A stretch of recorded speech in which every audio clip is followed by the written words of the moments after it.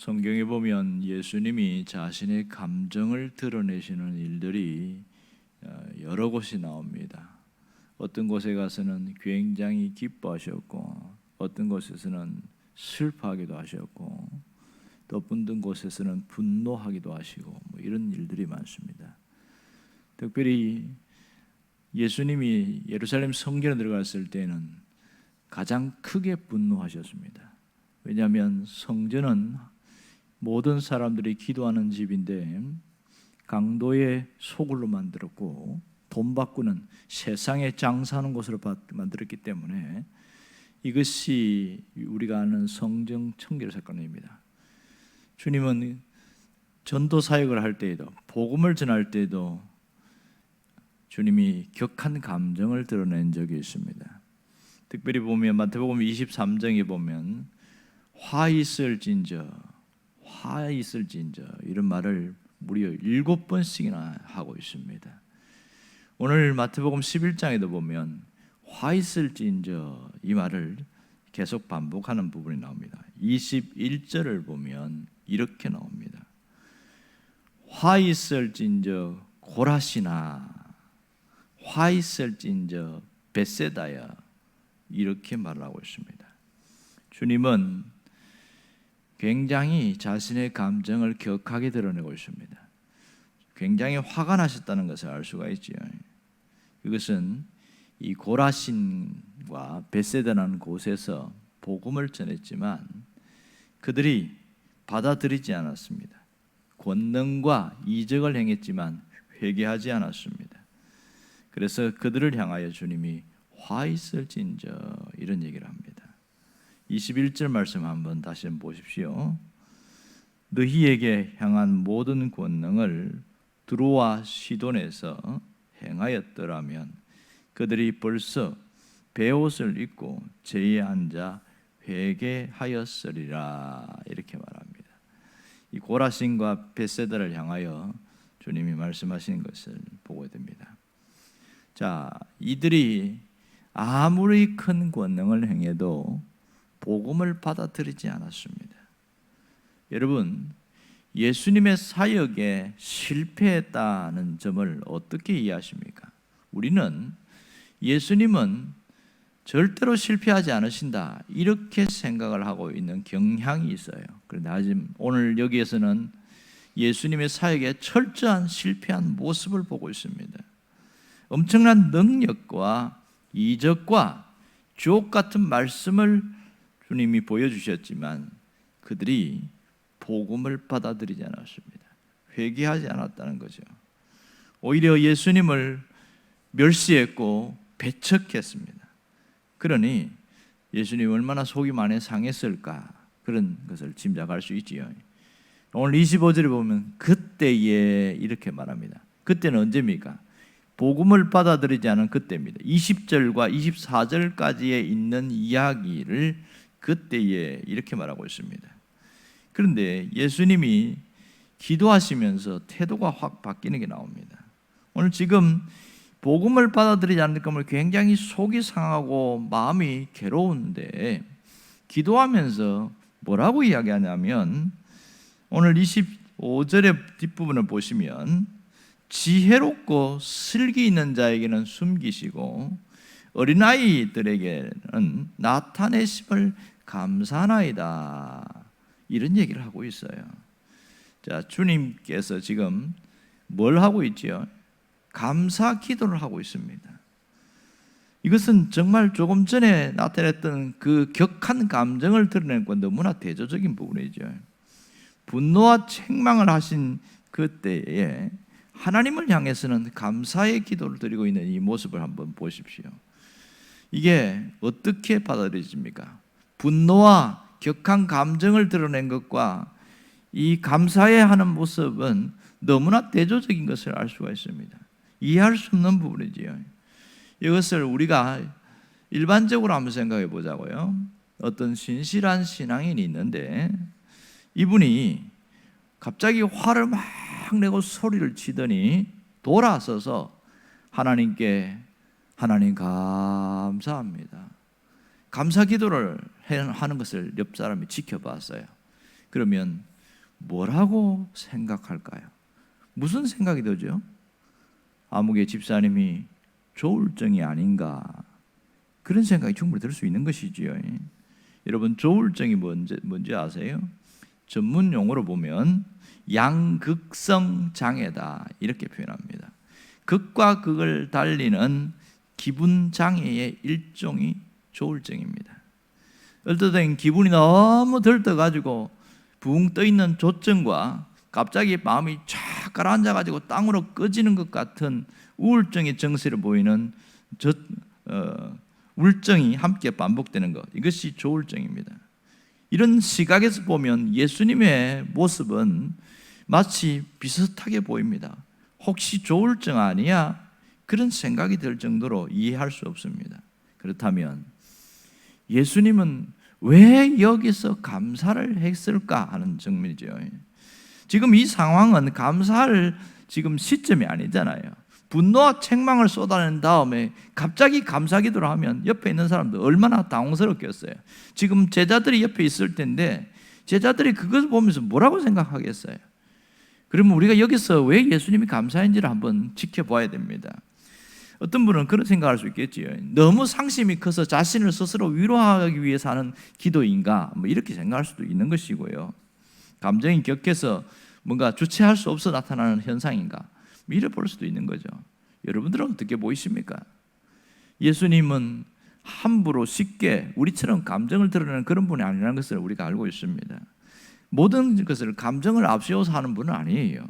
분명히 이 감사에는 이유가 있습니다. 그것이 25절입니다. 해답이 25절에 나옵니다.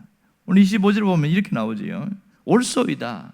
이렇게 된 것이 아버지의 뜻이니이다, 이렇게 얘기하고 있습니다. 그러니까 이 예수님의 감사는 그냥 감정에 의해서 움직이는 감사가 아니라 아버지의 뜻을 발견했기 때문에 감사할 수 있는 것이지요. 지금 이들이 복음을 거부한 것에 대해서도 아버지의 뜻임을 알았습니다. 그런데 소수의 사람들이, 이 어린아이 같은 마음을 가진 사람들이 마음을 열고 복음을 받아들인 걸 봤어요. 다수의 사람들은 거부했지만 그걸 보면서 이것은 아버지의 뜻이 이루어지는 것이다, 이걸 발견하게 된 것이죠. 오늘 여기서 깊이 생각할 것은 예수님도 사역하면서 가끔 실패한 것처럼 보일 수 있지만, 하지만 실패와 성공 모두가 아버지의 뜻 안에서 이루어짐을 깨달았고요. 그리고 주님께서는 그 앞에서도 감사를 했다는 점이 굉장히 우리를 독특하게 만들고 있습니다. 여러분, 이 감사에 대해서 어떻게 이해하십니까? 고라신과 베세다와 가버나움 사람들이 복음을 받아들이려 할 때는 우리에게도 얼마나 화가 나겠어요. 이런 일이 종종 있잖아요. 그들은 완악감 때문에 복음을 받아들이지 않았어요. 하지만 이것도 아버지의 뜻이다, 이렇게 받아들인 거죠. 이걸 예수님이 사역에서 철저하게 실패하는 장면을 보면서, 그러나 주님은 감사를 통해서 새로운 시작을 하셨다는 점을 눈여겨봐야 됩니다. 주님은 아버지의 뜻이 계속 이루어지길 위해서 감사했습니다. 이 감사는 새로운 시작입니다. 소수의 사람들이지만 어린아이 같은 마음을 가진 사람들이 복음으로 돌아오는 그것을 보면서, 아버지의 뜻이 지금 이루어지고 있구나, 이렇게 생각한 것이죠. 그러니 주님의 감사는 다시 시작하게 하는 감사입니다. 모든 것이 실패한 것처럼 보이는 자리에서 새롭게 시작하는 감사인 것을 잊지 않아야 됩니다. 여러분, 여기서 우리가 깨달을 수 있는 영적인 진리가 뭘까요? 예수님은 실패하지 않는 분입니다. 실패한 것처럼 보이지만 그곳에서 아버지의 뜻을 찾았기 때문에 오직 감사할 수 있습니다. 그러므로 우리는 아버지의 뜻을 찾는 자들은 감사할 수 있다, 이 점을 잊지 않아야 합니다. 하지만 우리 현실 속에서 우리는 무엇 때문에 감사를 합니까? 우리는 실패했을 때 감사하는 사람 거의 찾아보기 어렵습니다. 절망하고 낙심 가운데 있을 때 주님 감사합니다, 이렇게 기도하는 사람 거의 못 봤어요. 왜 하나님이 나에게 이렇게 시련을 주십니까? 왜 내가 이렇게 살아야 됩니까? 왜라는 말을 자꾸 던지면서 질문하지, 하나님 감사합니다, 이런 분은 거의 찾기가 힘들어요. 정말 이해되지요. 우리는 뭔가 잘 될 때 감사하거든요. 내 뜻대로 이루어질 때 감사하지, 뭔가 잘 안 되고 실패하면 자존심이 상하고 수치심 때문에 오히려 감사를 못하는 것이 일상적인 거죠. 당연한 거 아니겠어요? 당연한 겁니다. 그런데요, 어떤 사람들은, 소수의 사람들은 그런 가운데서도 감사하는 사람을 봤어요.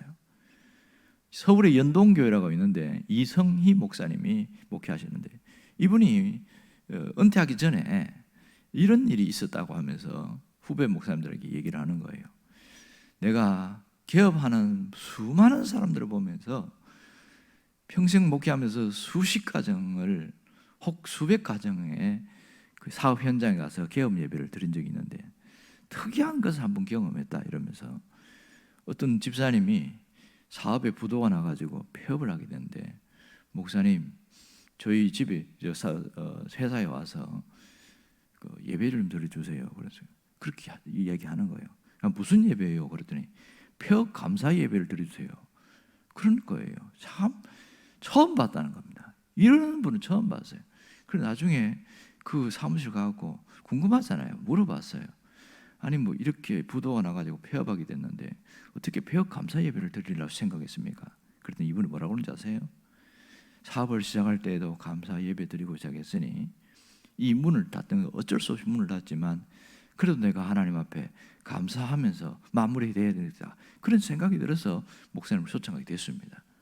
그러고 나서 이 이성희 목사님이 그 일이 있고 나서 미국에 유학을 하게 됐어요. 공부하러 갔어요.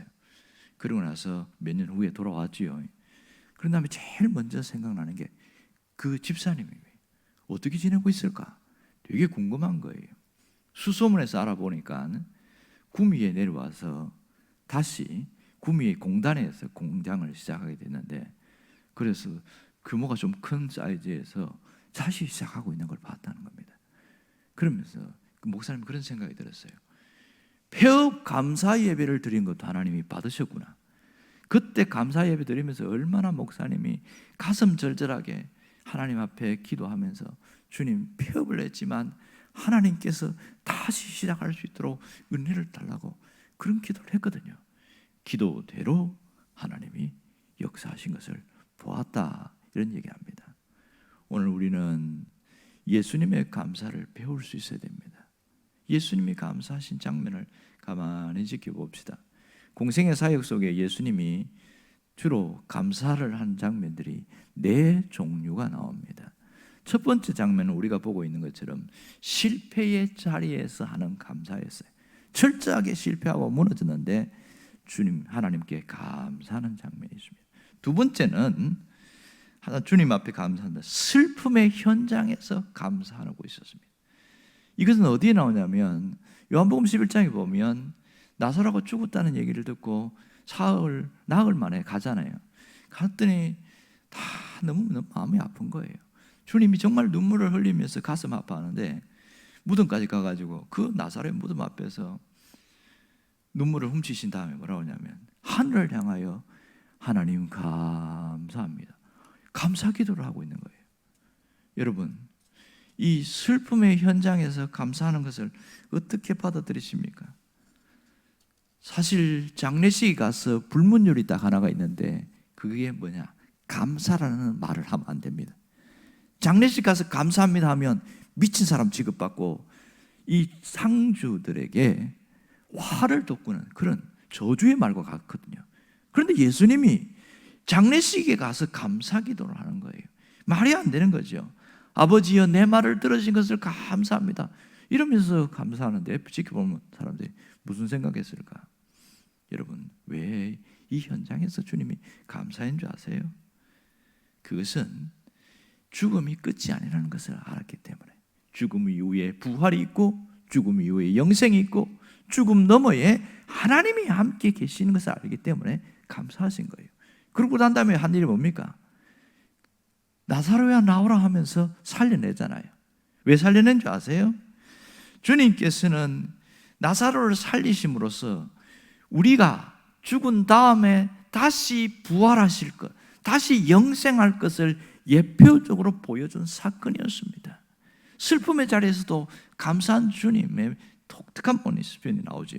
세 번째는 있는 것을 감사했습니다. 없는 것이 아니라 있는 것으로 감사했어요. 작은 것이지만 가진 것으로 감사했을 때가 있습니다. 그것이 바로 오병이어 사건입니다. 여러분, 오병이어 사건은 너무나 엄청난 일임으로 유명하잖아요. 자, 그때에 엄청난 사건을 일으킬 때에 가진 게 뭐였어요? 아이 도시락입니다. 보리떡 5개, 물고기 2마리에 작은 도시락. 이거 안드레가 가져왔을 때에 이것밖에 없는데요. 그랬더니 주님이 반응이 뭡니까? 혹시 다른 것 좀 더 있냐? 이렇게 물어보지 않았어요. 그 있는 것을 가지고 감사기도 했습니다. 성경에는 축사하여 그랬죠. 축사가 감사기도입니다. 감사했어요. 가진 것, 있는 것으로 감사한 그것, 이것이 우리가 눈여겨보아야 합니다. 우리는 내가 있는 것, 내게 가진 것으로 얼마나 감사하고 있는지 한번 돌아보아야 합니다. 남아있는 것을 감사할 수 있는 사람은 정말 성숙한 사람이라 할 수 있겠죠. 마지막에 감사는 십자가 앞에서의 감사입니다. 죽음이 눈앞에 있는데도 감사했다는 점이 굉장히 특이합니다. 그 사건이 뭔지 아세요? 최후의 만찬 사건입니다. 최후의 만찬 이후에 15시간 이후에는 자신이 죽습니다. 죽음의 자리를 가는데도 그 자리에서 감사하는데 그 감사의 장면은 되게 독특합니다. 잔을 받으시고 감사하시고 또 떡을 또 드시고서 감사하는 거예요. 진정한 감사를 보여줍니다. 죽음을 앞두고서도 감사하는 이 모습은 정말 우리를 숙연하게 만듭니다. 여러분, 이런 걸 보면 예수님의 감사는 모든 생애 속에, 모든 삶 속에 이것을 다 감사로 연결시켰다는 것을 알 수가 있습니다. 꽃을 보면서 꽃을 만드신 하나님께 감사하고, 나무를 보면서 나무를 만드신 하나님께 감사하고, 하늘을 바라보면서 하늘을 만드신 하나님께 감사한 것이죠. 예수님의 감사를 통해서 알 수 있는 것은 감사의 씨앗을 심는 사람만이 더 큰 감사의 열매를 거둔다는 것을 예수님은 삶으로 친히 보여주었습니다. 오늘 아버지의 뜻이 이루어지는 것을 감사하고 그 뜻이 이루어질 것을 감사하는 것, 우리가 해야 할 감사입니다. 주님이 우리에게 한마디 하면 무슨 감사를 하라고 얘기할까요? 평생 감사를 하기를 원하고 있습니다. 내가 살아있는 동안 평생 감사하는 자로 살아라. 그것이 주님의 뜻입니다. 감사는 나를 일으키는 능력이요, 감사는 다시 시작하는 능력입니다. 감사는 아버지의 뜻을 찾고 아버지께 영광을 돌리게 하는 수준 높은 신앙이라는 것을 알아야 합니다. 오늘 우리가 눈 떴을 때 감사하고 눈 감기 전에 감사하는, 죽을 때까지 감사하는 그런 사람 되기를 원해요. 평생 감사하는 사람으로 살겠습니다. 그러한 결단이 있기를 주의 이름으로 축원합니다. 기도하겠습니다.